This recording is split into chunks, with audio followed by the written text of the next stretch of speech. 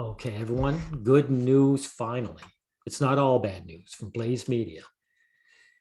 Judge strikes down California law requiring women on corporate boards as unconstitutional, which is true. It's also unjust, so it's a bit of a hide because it's kind of like they're hiding behind the Constitution. They don't want to say it's unjust. Hey, it's our Constitution. We already did. This is, we can't do anything. No, it's unjust towards men. Now, a Los Angeles judge, this case, Superior Court Judge Maureen Duffy Lewis, a woman, wow, you can finally say not all women, said that the law implemented a gender-based quota and violated the right to equal treatment as guaranteed in California Constitution. See, this is where they really do it well. If they're not just saying it's unconstitutional, they're saying it violates equal treatment, and they're right 100%. Finally, the lawsuit was filed by Judicial Watch, a conservative legal group on behalf of California taxpayers. Wow, a conservative group and a woman actually fighting for equality for a change. These two groups usually throw men under the bus. So this is something else. Now, the law was passed in 2018, signed by then Governor Jerry Brown, a Democrat. They're going to try and make this about left-right politics, by the way. It said that all publicly traded companies headquartered in California needed to have a woman or someone who identifies as a woman on their boards of directors in 2019.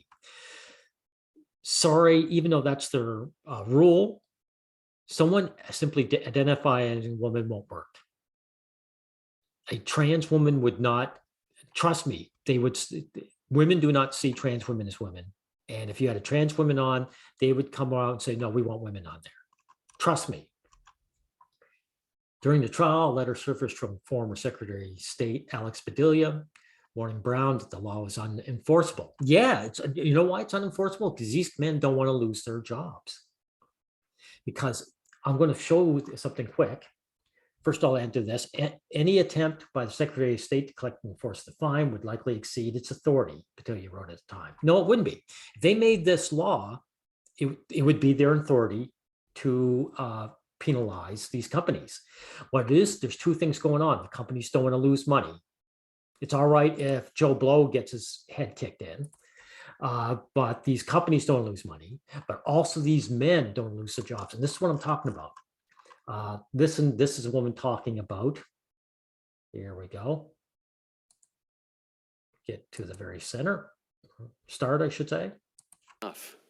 If you expand the seats and you're filling those with men, or you're expanding so you can put one more women, you're still not increasing that percentage. That voice, that viewpoint, that perspective, and that expertise is still not being represented and heard in the same way that if it was 20%, 30%, or 50% of the board.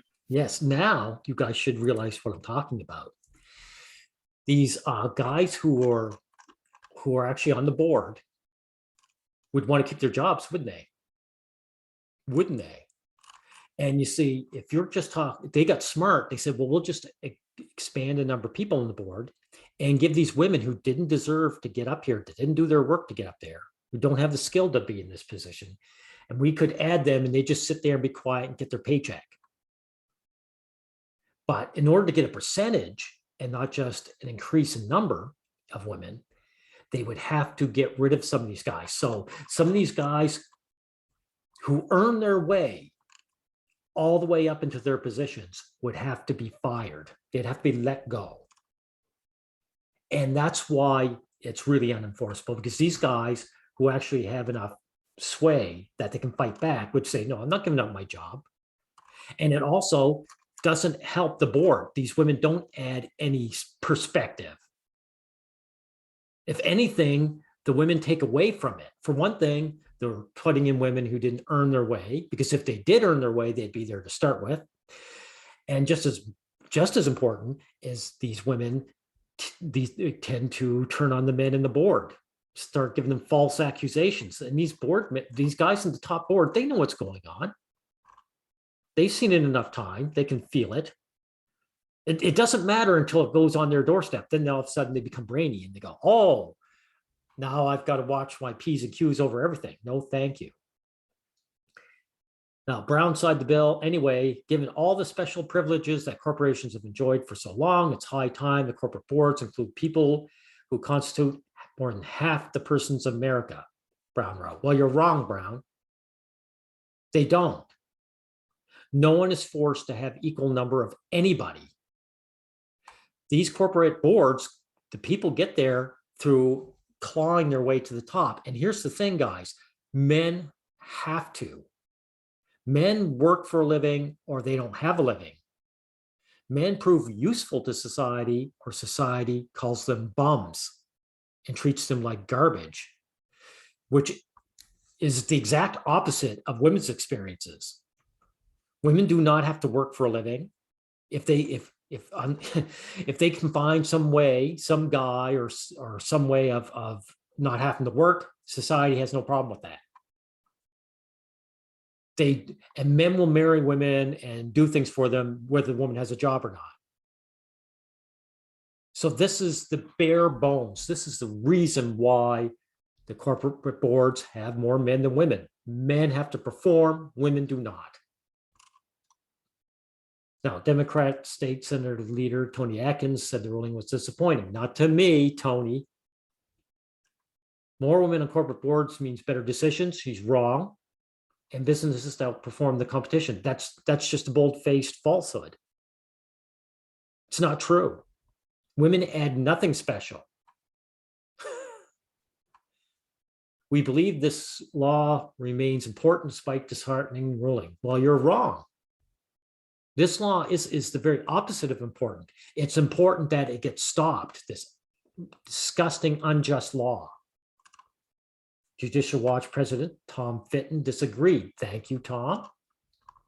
The court eviscerated California's unconstitutional gender quota mandate. The radical lefts, I told you they're going to make this about left-right politics.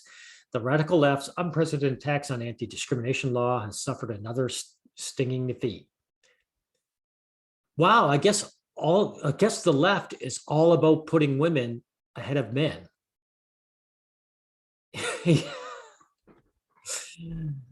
Oh my God.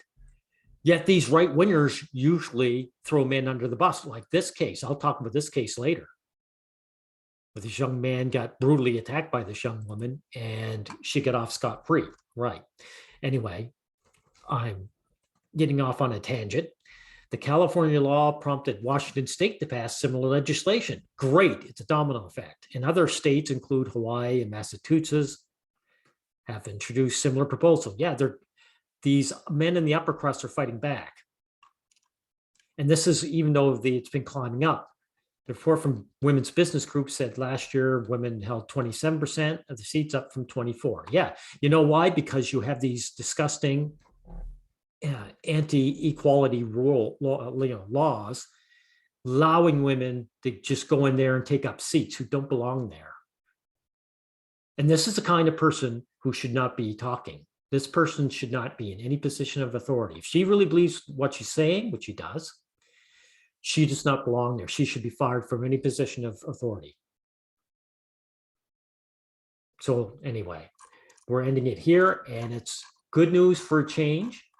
And like I say, what makes it the best news is not only is it finally fighting some equality, it's like a shoehorn. It breaks things open and has other men doing the same thing. So maybe we'll get it eventually down to the regular Joe on the street that gets brutalized and have their assailants get off scot-free. Anyway, we'll end it here.